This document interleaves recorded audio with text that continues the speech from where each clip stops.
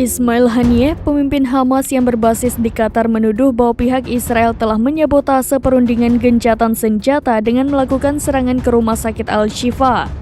Belasan orang terbunuh pada hari Senin 18 Maret 2024, The New Arab melaporkan. Ratusan orang lainnya juga ditangkap saat penyerbuan rumah sakit terbesar di Gaza tersebut. Kompleks rumah sakit Al-Shifa dipenuhi pasien dan warga yang mengungsi. Pasukan Israel beralasan bahwa orang-orang itu adalah militan Hamas. Negosiasi untuk gencatan senjata perang di Gaza dan pembebasan sandera sedang berlangsung di Doha. Proposal balasan juga akan diajukan ke Hamas, kata negosiator Qatar pada hari Selasa.